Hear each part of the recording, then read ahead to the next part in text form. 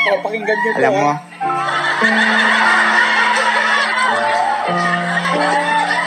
namimiss na kita.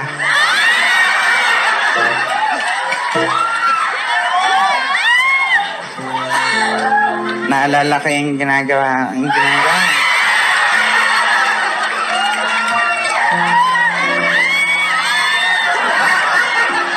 Hindi, kasi pinagmamalaki ko siya kasi sobrang sweet sa akin. Katunayan nga, sobrang sweet. Bago kami matulog, nilalagyan niya ako ng plastic bag sa ulo. Pag hindi na ako makahinga, tatanggalin niya. Sabi niya sa akin, I love you. Siya yung lalaking nagturo sa akin kung paano magtipid sa buhay. Katunayan, pagkakain kami, ang ulam niya, pork chop. Ganun. Sa akin, ketchup. Ayan.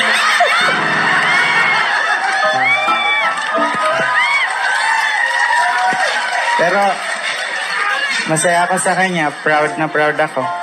Kasi, never siyang nahingi ng pera sa akin. Kung sana lang kumukuha sa wallet ko.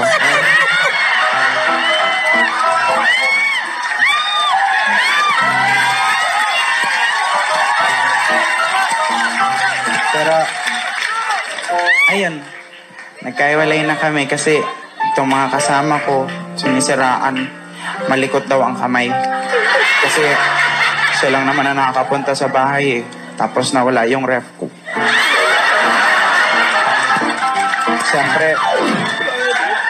Siyempre, hindi ko naman siya pinagbintangan na magnanakaw. Kasi mahal na mahal ko siya. Inisip ko na misplace ko lang. Muli siyang inimbitahan sa